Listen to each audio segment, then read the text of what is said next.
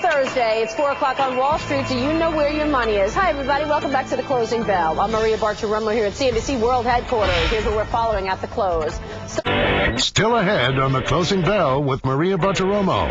The Fed's cutting rates. So why are some folks still having a hard time refinancing or getting new mortgages? The story and what it means to you next. Plus, why the Oscars are literally worth their weight in gold. CNBC. We are first in business worldwide. Welcome back. Home sales are tumbling. We know that. Mortgage rates, however, are headed higher. According to Freddie Mac, the nationwide average on the popular 30-year fixed-rate mortgage jumped to 6.04% last week. That was up from 5.72% the week earlier. The average rate on the 15-year fixed-rate home loan climbed nearly 0.4% to 5.64%. However, those rates are still below a year ago levels. 5-year adjustable rate mortgages picked up from a week ago, but 1-year ARMs dipped slightly. Mortgage hunters, surprised by the sudden increase in rates after a steady drop, are wondering if now is the time to act. We get the take from two mortgage industry insiders now. Broker Fred Glick is CEO and president of U.S. Loans Mortgage, and Michael Moskowitz is president of Mortgage Lender Equity Now. Gentlemen, good to have you on the program. Good to be here. So should I refinance? I think it depends on your individual situation. Depends on the state you're in. Are your closing costs low? New York and New Jersey, for example, would be different.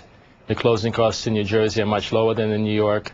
But I think in general, if it makes sense to you at the moment, you shouldn't let, what do they say, best be the enemy of good, and refinance and see what happens in the future. You know what, though, Fred? I mean, let's face it, sure, rates are going down. We expect the Federal Reserve to continue lowering interest rates, and maybe that impacts mortgage rates. But at the end of the day, even if people watching wanted to refinance, they may very well not be able to get that mortgage that they want because of the tight credit situation. This is a different animal than in the past interest rate drop environments. Oh, totally.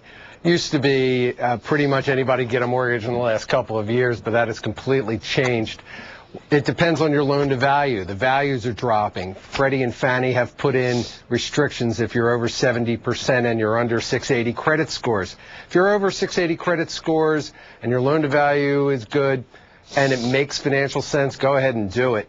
You just don't want to try to grab the lowest thing on the lowest date because it's impossible. I have people telling me, I'll wait till it's in the 4s. Right. Hey, they're still waiting. They're sitting on their hands. I bet. Michael, as a lender, talk to me a bit about what you're seeing. Obviously, the credit market has gotten extremely tight. But aside from the potential borrowers with great credit on their side and cash for a 20% down payment, what's the cutoff from your standpoint? What are you looking for? What should people know? Well, I think if you have, the main difference is, are you going income check or no income check? So let's separate those two. And if you're going income check and you are within Fannie Mae or Freddie Mac limits, you can still get a great deal, even if your credit score is down to 570, 580, and you have a low loan to value and you have liquidity in the 401ks. So if we as a Fannie Mae, Freddie Mac seller run it through the underwriting engine, and under certain circumstances, you can get a regular rate, which in today's market, it's about 6 1/8, which is down 1/8 from yesterday, even if your credit score is down to 570, 580. If you are no income, if you can't verify your income, you better have a score of at least 680, 700. You better have liquid assets, and you better have a good payment history. Yeah, that's what everybody wants to know, clearly. Michael, let me ask you what you think is going to happen. We're looking at a graphic now of home prices having declined and where people are expecting prices to go for 2008. How do you see this market playing out for the rest of 2008? Do you think things get tighter? You think home prices have a lot more room to fall, or what? I think that home prices will probably fall 7-8% this year and another 7-8% last year. I think if we compare it to the late 80s and then what happened in the early 90s, the late 80s, the increases were less than they were now, and it lasted for less of a period of time.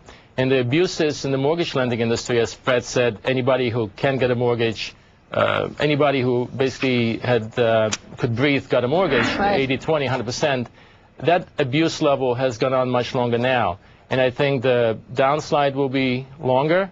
and then the level period will be longer. I mean, in the 90s, there was no increase from pretty much 1990 to 95 or 96. Gentlemen, good to have you on the program. Thanks so much. Thank we you. so appreciate Thank it. you. I know we'll be calling you back to come back to continue talking about this developing story on mortgages. Another down day for stock prices. Meanwhile, Wall Street closing numbers next. And then tomorrow.